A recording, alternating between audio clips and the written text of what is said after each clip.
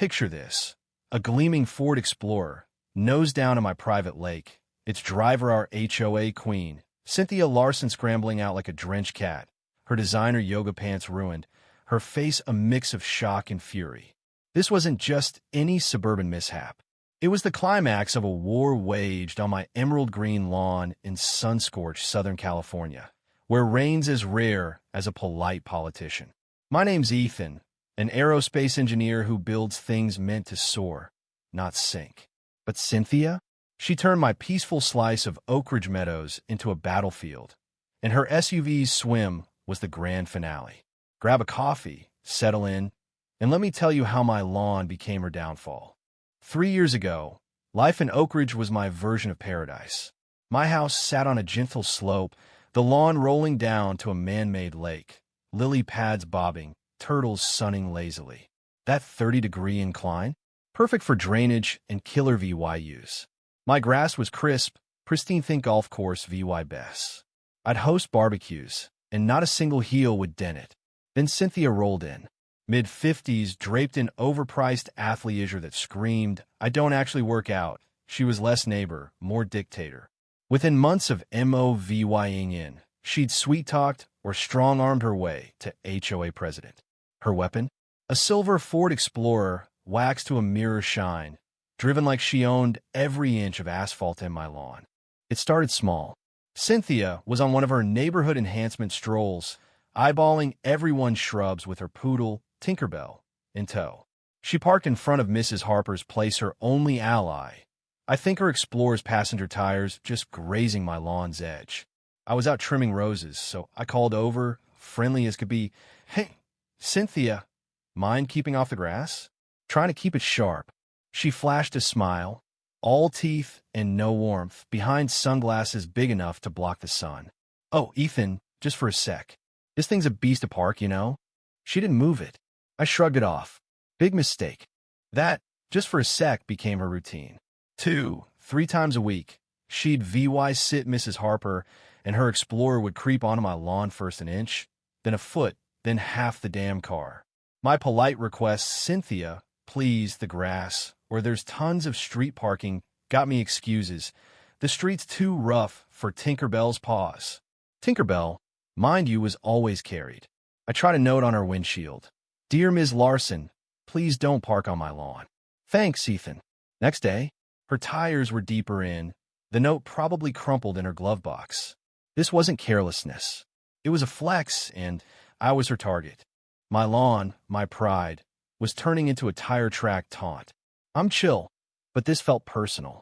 I emailed the HOA board, attaching photos of her trespassing, begging for help. A week later, I got a reply, pure, bureaucratic dodge, probably dictated by Cynthia herself. Dear Mr. Carter, the HOA encourages neighbors to resolve disputes directly. Parking on private property isn't our jurisdiction unless it affects community aesthetics. I could have laughed if I wasn't so mad. She was using her throne to shield her own rule-breaking.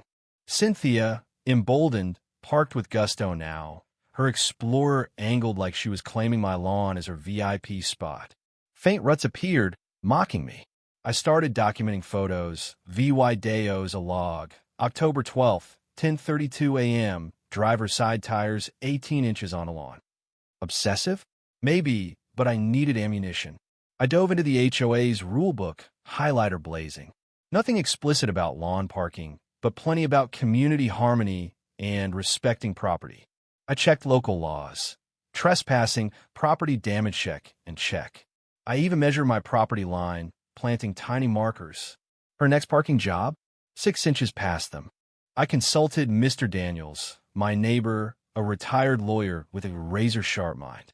Over his pipe, he grinned. Ethan, she's trespassing, plain as day. Send a cease and desist, registered mail. Get it on record. So I did. My letter was calm, lethal. Dear Ms. Larson, stop parking on my property. This has been documented, including on dates. Further trespass may lead to legal action. I sent it, got her signature on the return receipt. Her response? She parked halfway to my roses, honking twice as she hopped out, a smug wave in my direction. Game on. That's when Operation Wet Revenge was born. staring at my lawn slope, the lake glinting below, I had a wild idea. I wouldn't touch her carno-vandalism for this engineer. I'd use physics. My plan. Make my lawn so slick her explorer would slide right into the lake. Plausible deniability? I was just watering my grass. In our dry climate, who'd question a little extra H2O to fend off lawn pests? I cracked open old physics textbooks. Friction, inclines, chaos when a 5,800-pound SUV meets a 30-degree slope with zero grip. My Bermuda grass, when soaked, was slicker than ice. I upgraded my sprinklers, adding 2 high-output heads, staked discreetly, fed by hidden hoses. I tested on a quiet corner of my lawn, tweaking water pressure until it was damp, but not swampy lethal for tires, innocent to the eye. I needed clear weather. Rain would steal my thunder. I became a weather app junkie, waiting for 5 sunny days. Mr. Daniels gave a sly nod when I floated a hypothetical about overwatering. A man can water his lawn, Ethan. If a trespasser's car slips, that's their bad choice. Just keep a camera rolling.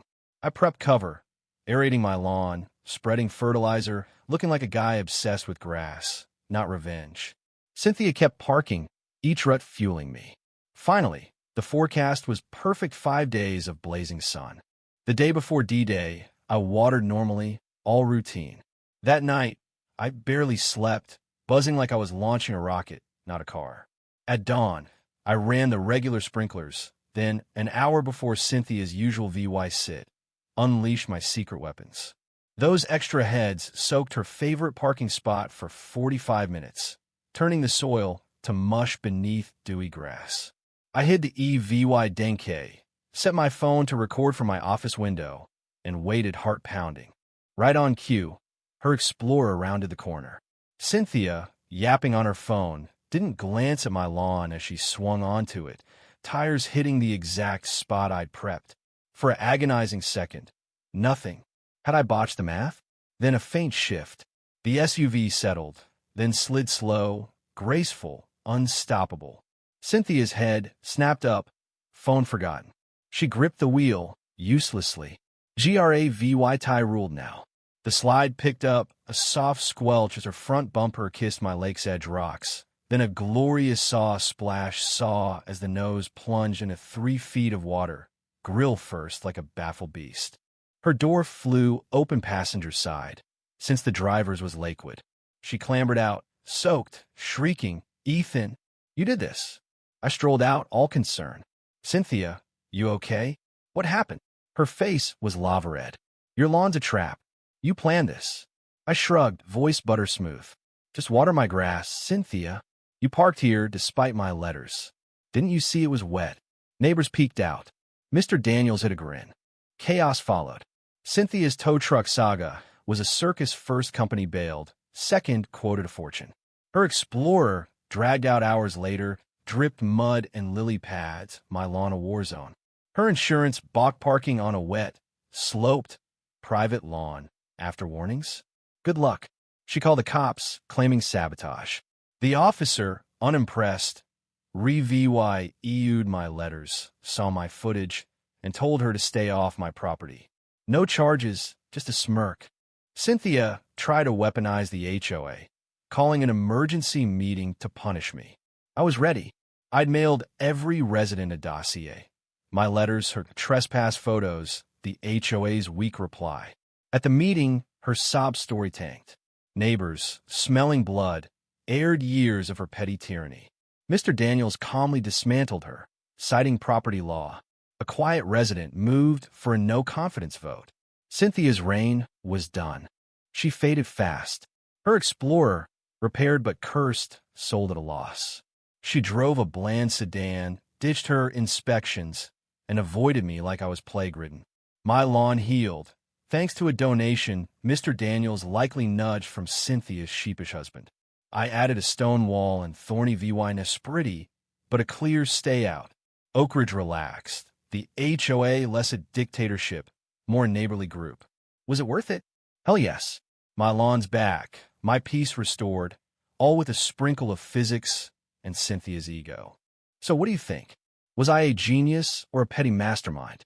Should Cynthia have backed off sooner, or did she deserve her lake dive? Would you have gone further or played nice? Drop a comment, hit that like button, and subscribe for more tales of suburban showdowns. Where are you watching from? Let's stir some debate.